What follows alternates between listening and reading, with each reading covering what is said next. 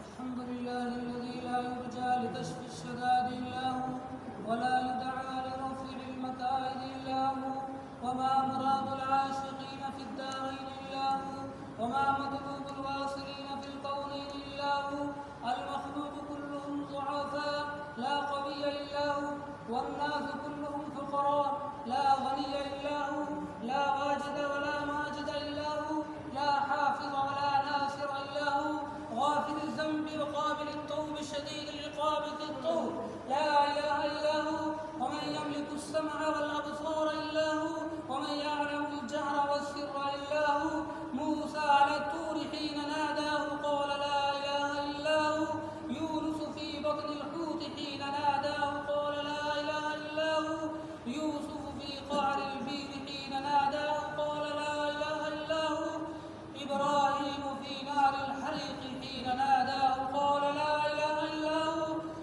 ونشهد أن لا إله إلا الله وحده لا شريك له وهو الحي لا إله إلا هو ونشهد أن سيدنا ومولانا محمد عبده ورسوله أما بعد اعلموا أن الدنيا دائرة ولذتها فانية وطاعتها باقية وحاصلها فوت وآخرها موت.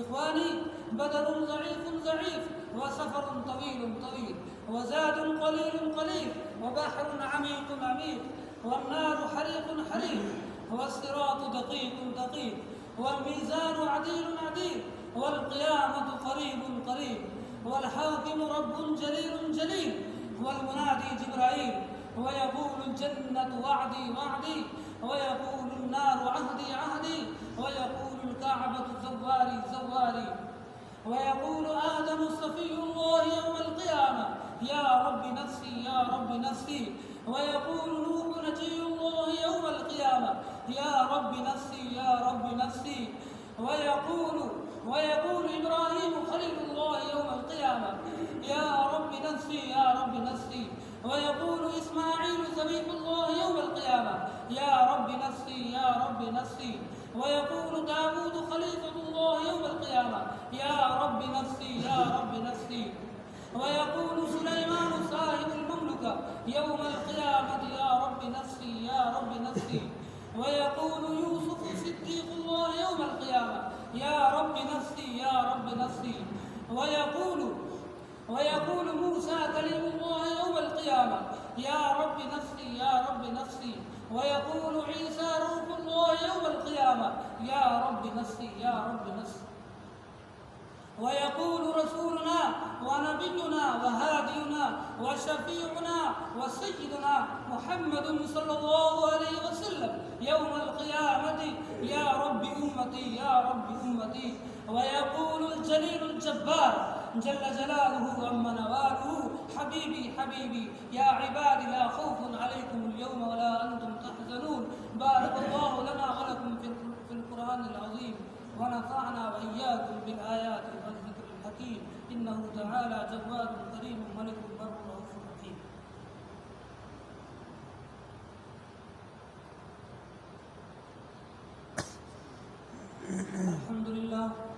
الحمد لله نحمده ونستعينه ونستغفره ونؤمن به ونتوكل عليه ونعوذ بالله من شرور أنفسنا ومن سيئات أعمالنا. من يهده الله فلا مضل له ومن يضلله فلا هادي له. ونشهد أن لا إله إلا الله وحده لا شريك له ونشهد أن محمدا عبده ورسوله. أما بعد فإن أصدق الحديث كتاب الله وأوثق العرى كلمة التقوى وخير البلاد ملة إبراهيم وخير السنن سنة محمد صلى الله عليه وسلم وخير الأمور عوازمها وشر الأمور محدثاتها وكل محدثة بدعة وكل بدعة ضلالة وكل ضلالة في النار. فقال النبي صلى الله عليه وسلم أرحم أمتي بأمتي أبو بكر وأشدهم في أمر الله عمر وأحياهم عثمان وأقضاهم علي.